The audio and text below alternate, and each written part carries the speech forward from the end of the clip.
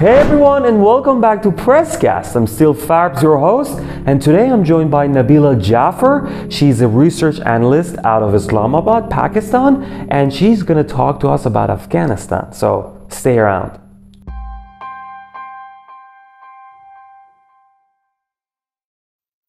Ms. Jaffer, welcome to the show. Thank you so much. Thank you for inviting me. Oh, it's a pleasure to have you here. And are you talking to us from Islamabad, right? Yes, I'm talking from Ah, Islamabad. Yeah. how's the weather like there? How's it? I always wanted to visit Pakistan. Never been able to do it so far. Will do it one day.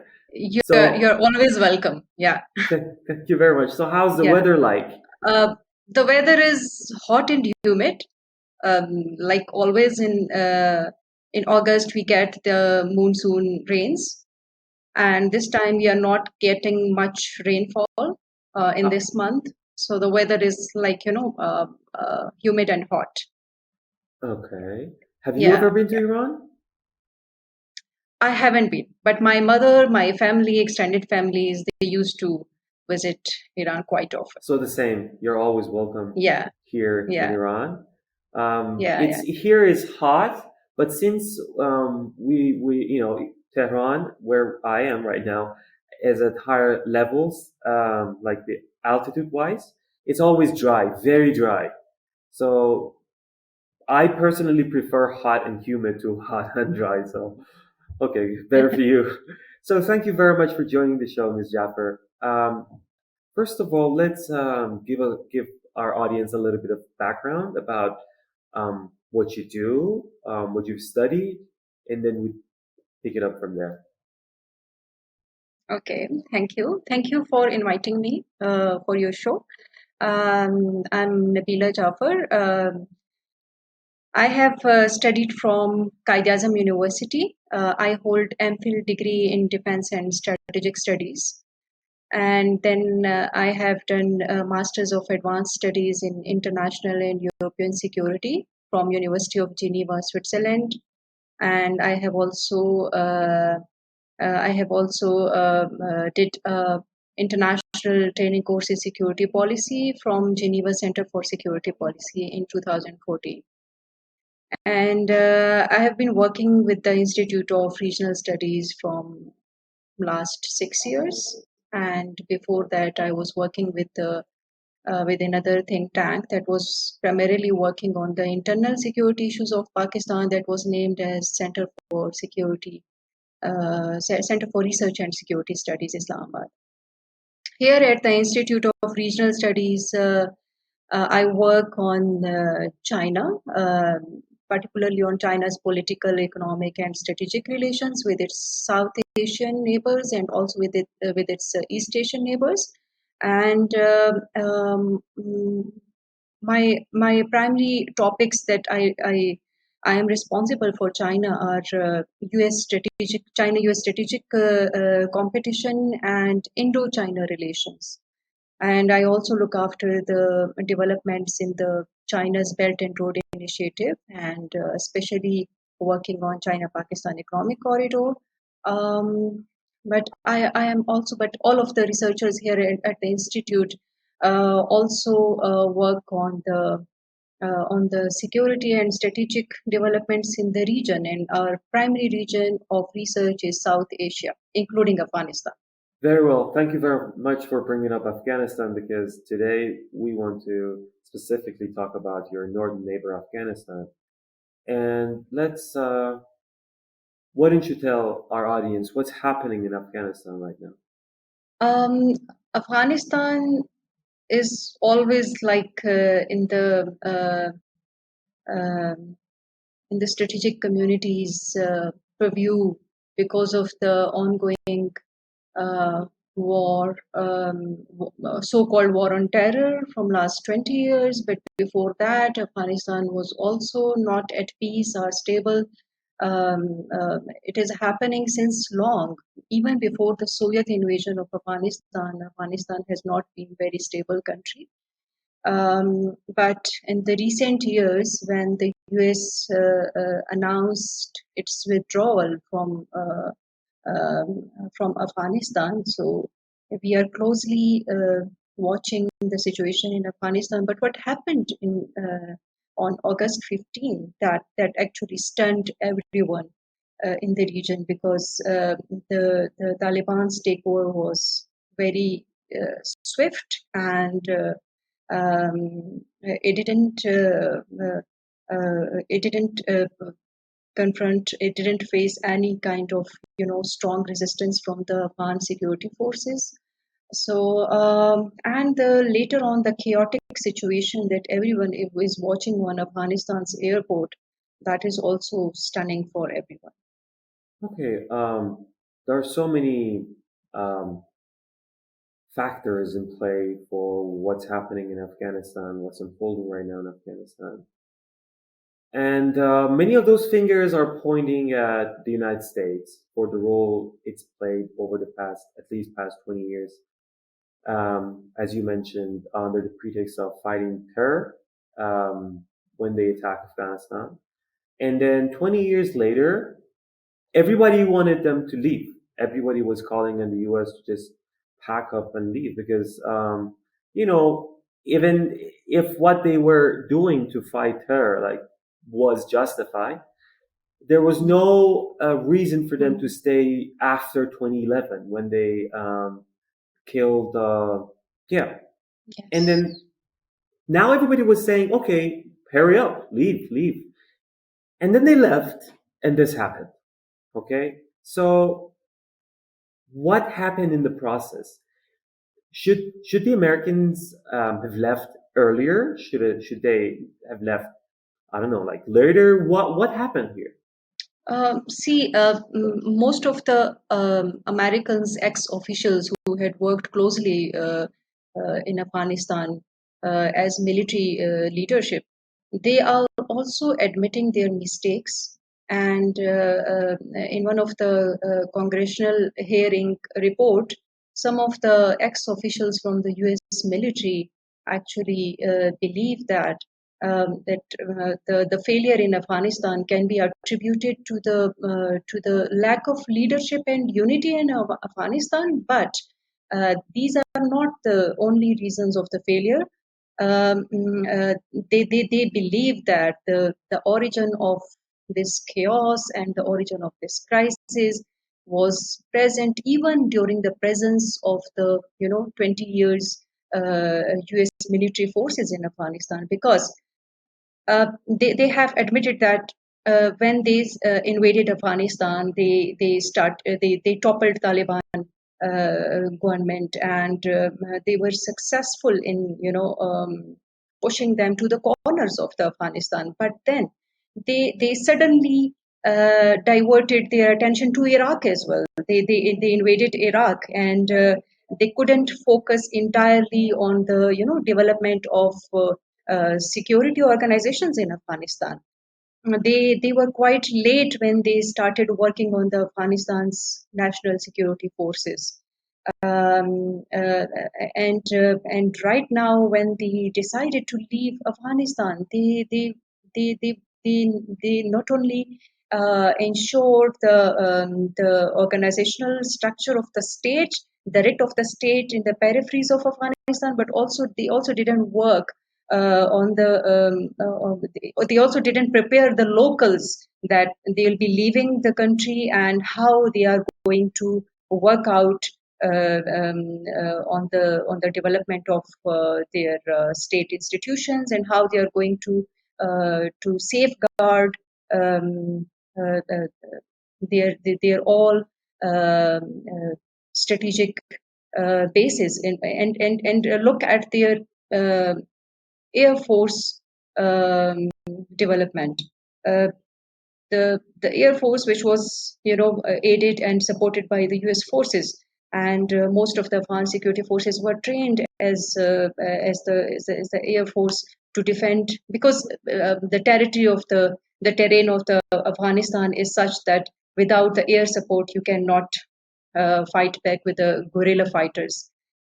And look at the way how the Air Force worked out. The companies which had contracts with Afghanistan's Air Force, they left much earlier than the other US forces. So they were left without any clue, and a lot of mistakes actually the US committed in Afghanistan. And you rightly said that in 2011, when they hunted down the Al Qaeda leader, and they were successful in dismantling the Al Qaeda organization in Afghanistan. So it was the right time then they would have prepared to leave Afghanistan, but they continued their stay and they installed another government in Afghanistan that was potentially incapable and that didn't have extensive and writ over all over Afghanistan. And now the situation is everyone is witnessing what is happening in Afghanistan. The US must be blamed, for all the, first of all, we are blaming the US, and then later we come to the Afghan officials who were not able to build consensus among all the, political stakeholders. Nabila, you and I, we are from this region.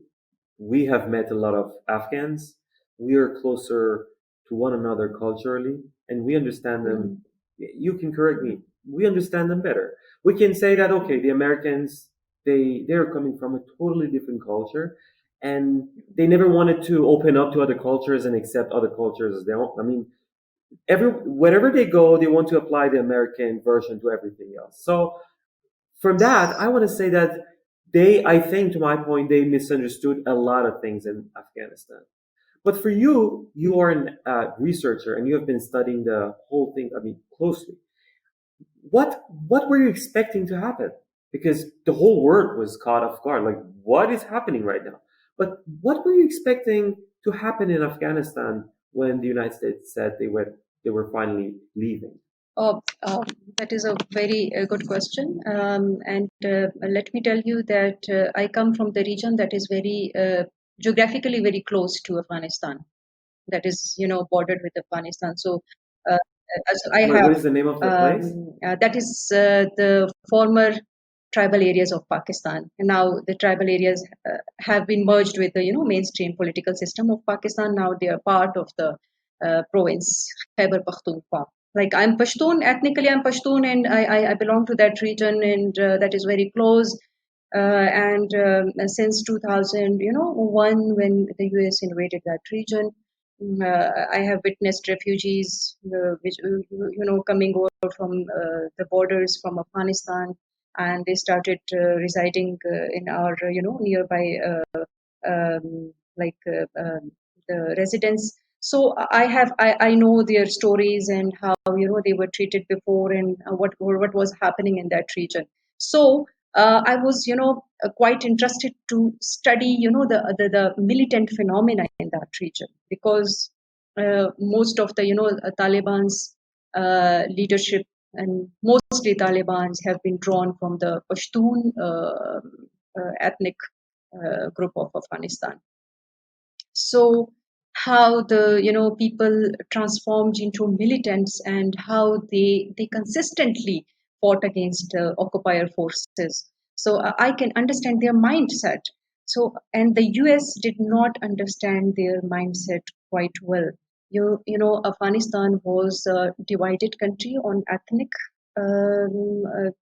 basis, on linguistic, ethnic, and also, but all of the ethnic groups, they all are actually tribes. They are not the people who had ever lived in a unity or in an organizational structure of the state. So the invading Kabul and toppling government from Kabul, that was not the a panacea to end the terrorism or to end the militancy or to end the extremism from that region. Even I would discuss with people that people not only the US and not only the European coalition forces didn't understand the Taliban's phenomena, but also the regional countries are unable to understand them well because these but the extremist element in Taliban is something new that started from the jihadist and the extremists that started from the Soviet Union invasion when um, the countries who allied against the Soviet invasion, they actually provided them training, they provided them armors, they also provided them the ideological indoctrination to fight against the so-called kufr, the Soviet forces. But then the commanders, the warlords, Afghanistan was then divided into seven mujahideen groups. The seven mujahideen group who fought against Soviet invasion. They split into different forces soon after that. And Taliban's were because Taliban's were most unified people. They had started from 52 student members from Kandahar, but they were able to draw thousands of supporters from the southern region of Afghanistan, who were predominantly Pashtuns, and they developed a consolidated force, and they consistently fought, and the driver of their fight against the US was their ideology plus their tribal mindset. Because Pashtun tribes are, they follow the allegiance to their elders. So Mullah Umar was, charismatic leader for them. He actually unified them into a force to fight against the, they fought on this, idea of occupier fighting against the occupiers, the foreigners, and that was the driving force, the motivation for them to successfully fight against them and consistently fighting against them. Although I do not subscribe to their tactics, they also targeted civilian targets, or because we cannot um, ever we cannot ever find them the fair means to reach the power. This was the many of the things happened, and actually the victims remain to be the general populace of the Afghanistan. Many of them displaced internally, many of them fled the countries to the nearby countries, and many trained and educated Afghanis, they left the country for abroad, and still that is happening. um, uh, that was complex, that they couldn't understand the Taliban's. Taliban's were the most unified and consistent force amongst all the warlords who are coming from the Tajik tribes, and they're coming from the Uzbek tribes and Hazara tribes. So to part of my question, what was your expectation like a month ago, 2 months ago? What were you thinking would unfold in Afghanistan back then? Oh, we were very closely watching the situation. We didn't even believe on the reports which were coming out from the US that it will take at least 3 months for the Taliban's to take over Kabul. They were expecting a resistance, a strong resistance from the Afghan's central government and the Afghan's security forces. But we were not believing that. We were also getting some of the informations from Afghanistan, like people who were living in Kabul. They used to say that no, Afghanistan is still under the control of the government. We are defending our country. But according to other reports, we already knew that around more than 60% of the territory is still under the control of the Taliban's. Uh, uh, and with the fastest growing advances to all over the districts they were taking over in last month. We were quite sure that this would be very fast. they can the Afghan security forces cannot withstand the Taliban's force. But it was unexpected that the president of Afghanistan uh, will not uh, mm, will not be able to create a consensus amongst all his top leadership, that how they can develop a formula to peacefully negotiate with Taliban for the transition of the government, and leaving all the checkposts like deserted, and uh, uh, all of the suddenly leaving the country, all of the suddenly leaving the central bank of Afghanistan and everything, while Taliban had, mentioned them that they will not enter the Kabul, and they will be expecting some kind of negotiation, and they will not take over forcefully. But the government did not believe them, and they left everything deserted in Kabul. That was quite unexpected for everyone. That was shocking for everyone. And Nabila, maybe you are the right person to answer this question.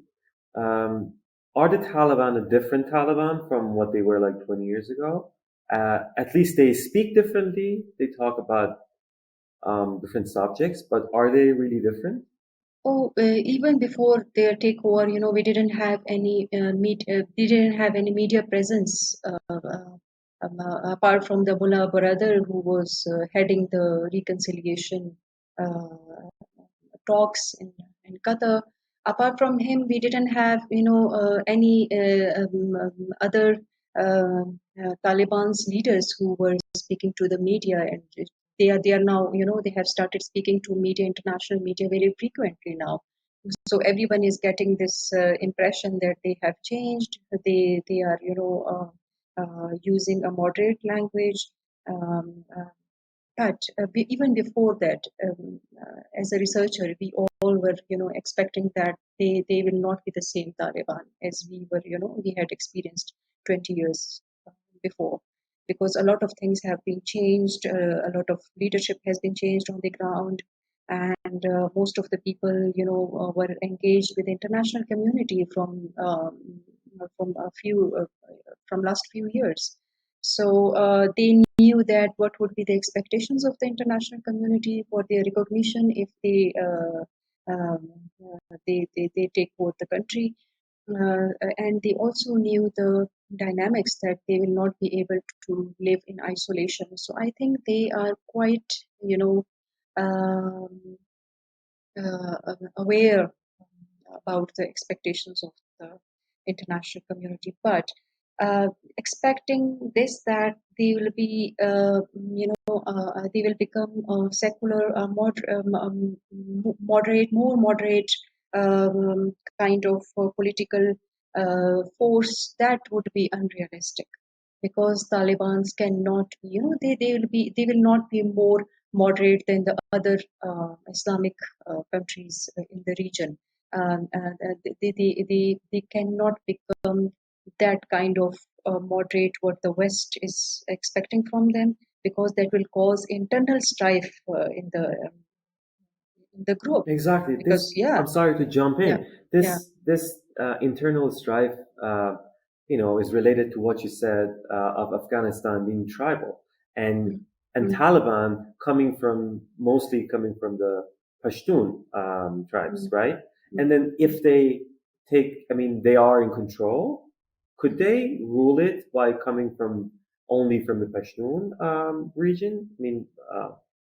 Ethnicity, or do they need to include other ethnicities as well in order to have, if they're going to have a government? I don't know how it's gonna turn out in the future. You know, um, like there are three basic conditions which have been put forward by the UN Security Council on 16 August, that for the recognition of Taliban's government, uh, they need to ensure an inclusive government. They need to include the other political stakeholders or political force to become, they are expecting broad-based government in Afghanistan for the recognition. And second condition was to ensure that the Afghanistan soil will not be used against any other country in future. And the third one was the ensuring women's rights in Afghanistan. So these three are conditions for the recognition of Taliban's government. So they are quite aware about this thing, and that is why they are using very moderate language whenever they are giving their statements to the international media that they will not allow any terrorist organizations using their soil against any other nation, and they are also using a moderate language towards the women that they can participate in the politics, they can go to education, but under the framework of their Islamic you know Sharia, but they have the framework of Islamic Sharia. They have not yet explained to the people that how people are going to, the hijab thing is quite clear that women covering their heads, they can go to workplaces. But in 1996, when Taliban's was governing the country 20 years before, their treatment of women was quite harsh. That was quite hardliner because women were not allowed to go in the public places without a male member of their family. So I don't know how would be the situation in future in Afghanistan, whether they will allow women to work in the public places without their male members, because these things are not yet clear. But the international community, it would be unrealistic if international community would expect that Taliban will allow women to work like in other countries it is happening. So there will be a clash in the expectations and the reality on the ground. Nabila, talking about the international community, one of the most important players is Pakistan right now for a lot of reasons. So, how do you think Pakistan will react to this whole situation? Do you think Pakistan leadership was kind of involved in this? Really, what do you think? And what do you think is the best way that Pakistan approaches this situation? There is a lot of criticism that we see, from the international uh, community that about Pakistan's role in Afghanistan. But they are overlooking the the dynamics, the security dynamics that we share with Afghanistan. We share 2,600-kilometer border with Afghanistan, and we also share the cross-border tribal system, tribal culture. Everyone witnessed that when Pakistan joined the U.S. war on terror in 2001. After that, some of the tribesmen joined militants group and they became terrorists and they attacked on the civilians in Pakistan, and we lost more than 70,000 people in Pakistan. And that is why Pakistan, was compelled by the situation that we were uh, we were advocating for the peaceful, for the political settlement of Afghanistan's issue. And we started talking that the use of military force against the Taliban's or other forces in Afghanistan was not the solution.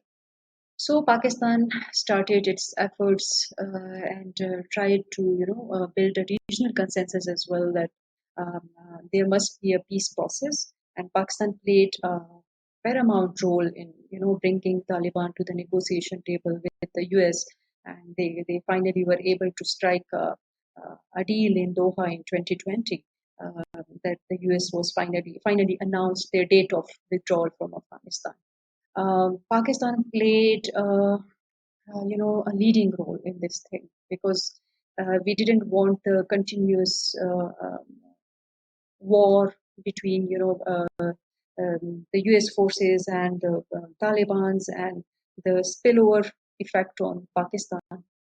We wanted a stable border with Afghanistan, so this was our major concern. It was wonderful having you here, Nabila. Um, I would like you to end the show for us and tell us your ending comments. Anything that I missed asking you, anything you would love to share with our audience, please go ahead. Oh, I would like to share one last comment from Pakistan side. Um, uh, all eyes are now on Pakistan and on every other country in the region, whether they are going to recognize the Taliban's government or not. But Pakistan has, cleared its position in the very beginning that we are going to recognize Taliban. We will go with the decision of the regional consensus. If the region, they think and they are watching, they are waiting. The situation is still fluid in Afghanistan. So, what is coming up next after the final withdrawal of the US forces from Afghanistan? So, we will go with the decision of the region, and the region is also quite, eager to see an inclusive government in Afghanistan that will be able to develop the state structure that would be, delivering to the people of Afghanistan. And we will also work with the international humanitarian organizations for the people of Afghanistan.